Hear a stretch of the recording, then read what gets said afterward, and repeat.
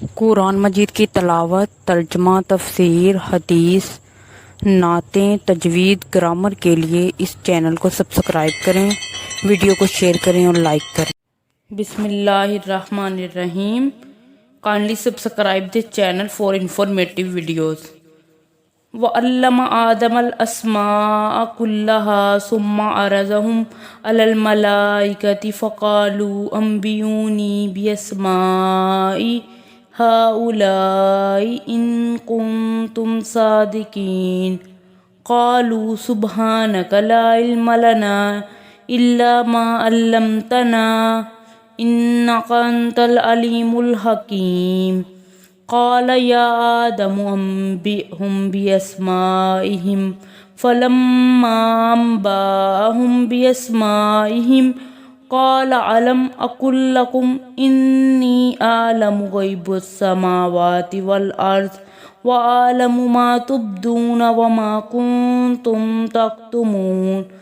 اور اللہ تعالیٰ نے آدم کو تمام نام سکھا کر ان چیزوں کو فرشتوں کے سامنے پیش کیا اور فرمایا اگر تم سچے ہو تو ان چیزوں کے نام بتاؤ۔ ان سب نے کہا خدایا تیری ذات پاک ہے، ہمیں تو صرف اتنا ہی علم ہے جتنا تو نے ہمیں سکھا رکھا ہے، پورے علم و حکمت والا تو ہی ہے۔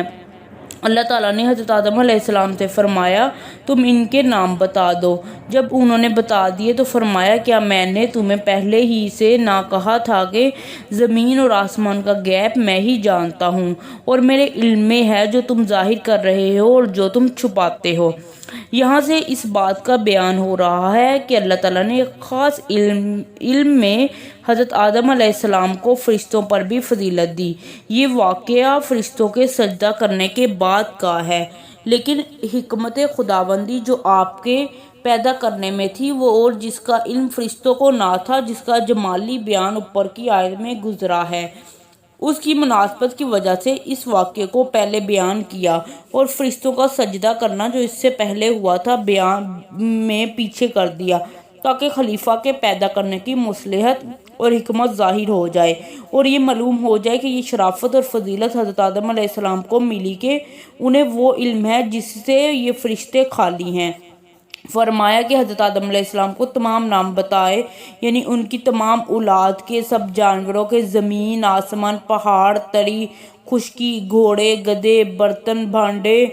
چرند پرند، فرشتے، تارے وغیرہ تمام چھوٹی بڑی چیزوں کے۔ امام ابن جریر رحمۃ اللہ علیہ فرماتے ہیں کہ فرشتوں اور انسانوں کے نام معلوم کراتے گئے تھے کیونکہ اس کے بعد لفظ ارزہم آتا ہے اور یہ ذی عقل لوگوں کے لیے آتا ہے، لیکن یہ کوئی ایسی معقول وجہ نہیں۔ جہاں ذی عقل اور غیر ذی عقل جمع ہوتے ہیں وہاں جو لفظ لایا جاتا ہے وہ عقل و ہوش رکھنے والوں کا ہی لایا جاتا ہے، جیسے قرآن میں ہے واللہ خلق کل دابۃ من یشاء من ماء۔ اللہ تعالیٰ نے تمام جانوروں کو پانی سے پیدا کیا ہے جس میں سے بعض تو پیڑ کے بل گھسیٹتے ہیں، بعض دو پیروں پر چلتے ہیں، بعض چار پاؤں پر چلتے ہیں۔ اللہ تعالیٰ جو چاہتا ہے پیدا کرتا ہے، وہ ہر چیز پر قادر ہے۔ پس اس آیت ظاہر ہے کہ غیر ذی عقل بھی داخل ہیں مگر سیغے سب ذی عقل کے ہیں۔ علاوہ ازیں ارزہن بھی حضرت عبداللہ بن مسعود رضی اللہ تعالیٰ عنہ کی قرات میں ہے اور حضرت ابی بن کعب رضی اللہ تعالیٰ عنہ کی قرات میں ارزہ بھی ہے۔ صحیح قول یہی ہے کہ تمام چیزوں کے نام سکھائے تھے، ذاتی نام بھی، صفاتی نام بھی اور کاموں کے نام بھی، جیسے کہ حضرت ابن عباس رضی اللہ تعالیٰ عنہ کا قول ہے کہ گوشت کا نام بھی بتایا گیا تھا۔ صحیح بخاری کتاب التفسیر میں اس آیت کی تفسیر میں حضرت امام بخاری رحمۃ اللہ علیہ یہ حدیث لائے ہیں۔ رسول اللہ صلی اللہ علیہ وسلم فرماتے ہیں کہ ایماندار قیامت کے دن جمع ہوں گے اور کہیں گے کیا اچھا ہوتا اگر کسی کو ہم اپنا سفارشی بنا کر خدا کے پاس بھیجتے۔ چنانچہ یہ سب کے سب حضرت آدم علیہ السلام کے پاس آئیں گے اور ان سے کہیں گے کہ آپ ہم سب کے باپ ہیں، اللہ تعالیٰ نے آپ کو اپنے ہاتھ سے پیدا کیا،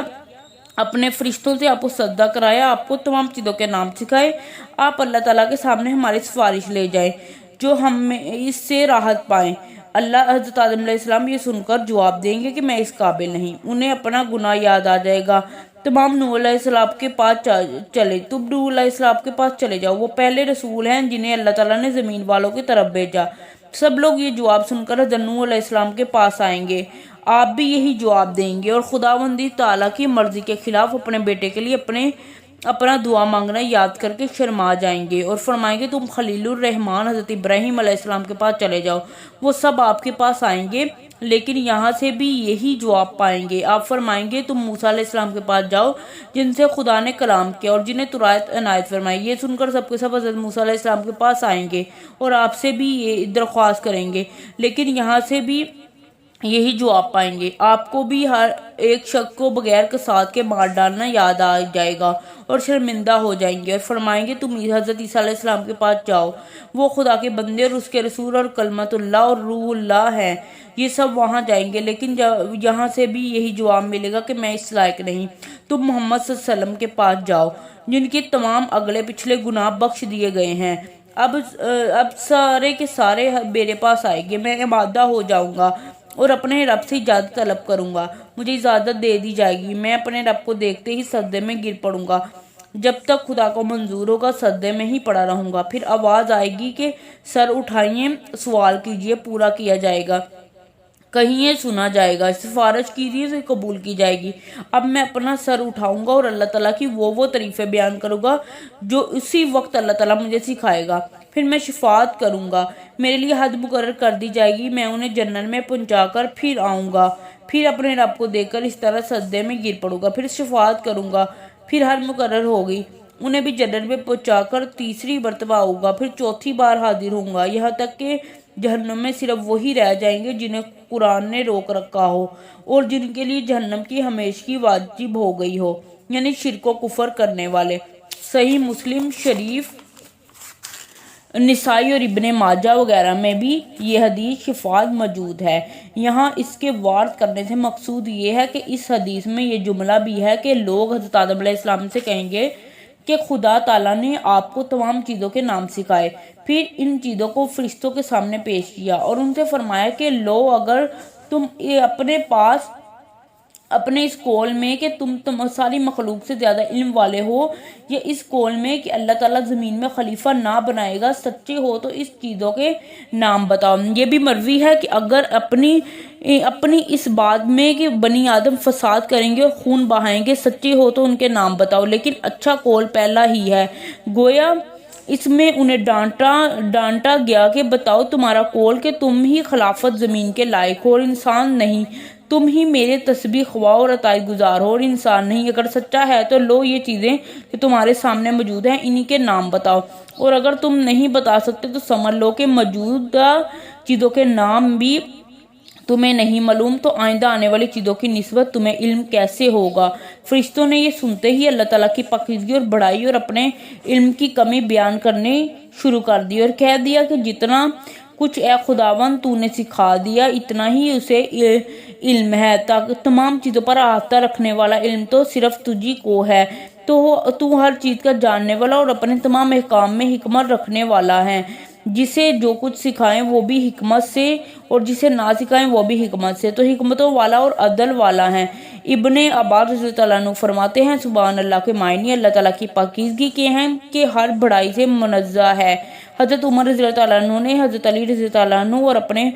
पास के दूसरे साहब से एक मरतबा सवाल किया कि ला इलाहा इल्लल्लाह तो हम जानते हैं, लेकिन सुभान अल्लाह क्या कलमा है। तो हज़रत अली रज़ी अल्लाह अन्हु ने जवाब दिया कि इस कलमे को बारी ताला ने अपने नफ्स के लिए पसंद फरमाया है और इससे वो खुश होता है और उसका कहना उसे महबूब है। हज़रत महमून रहमतुल्लाह अलैह फरमाते हैं कि इसमें अल्लाह ताला की ताज़ीम है और तमाम बुराइयों से पाकीज़गी का बयान है। हज़रत आदम अलैहिस्सलाम ने नाम बता दिए कि तुम्हारा नाम जिब्रील है, तुम्हारा नाम मीकाईल है, तुम इसराफील हो, यहाँ तक कि चील, कव्वे वगैरह सबके नाम जब उनसे पूछे गए तो उन्होंने बता दी। जब हज़रत आदम अलैहिस्सलाम की ये फजीलत फरिश्तों को मालूम हुई तो अल्लाह ताला ने फरमाया देखो मैंने तुमसे पहले ही ना कहा था कि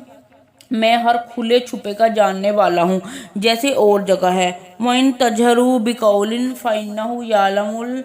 مسرا و اخفا، تم بلند آواز سے کہو یا نہ کہو، وہ اللہ تعالیٰ پشیدہ سے پشیدہ چیز کو جانتا ہے۔ اور جگہ ہے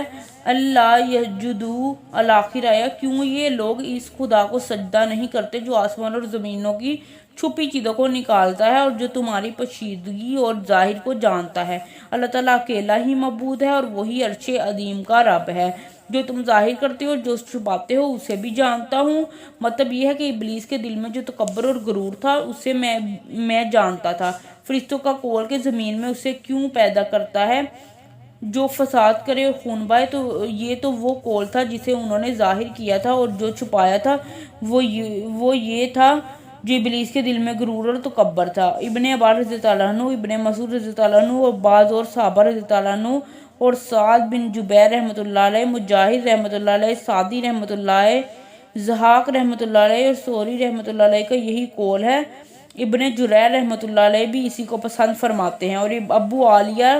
ربی بن انس، حسن اور قتادہ کا قول ہے کہ ان کی چھپی ہوئی بات ان کا یہ کہنا تھا کہ جس مخلوق کو بھی خدا پیدا کرے گا ہم اس سے زیادہ عالم اور زیادہ بزرگ ہوں گے، لیکن بعد میں ثابت ہو گیا اور خود انہوں نے بھی جان لیا کہ آدم علیہ السلام کو علم اور کرم دونوں میں ان پر فوقیت حاصل ہے۔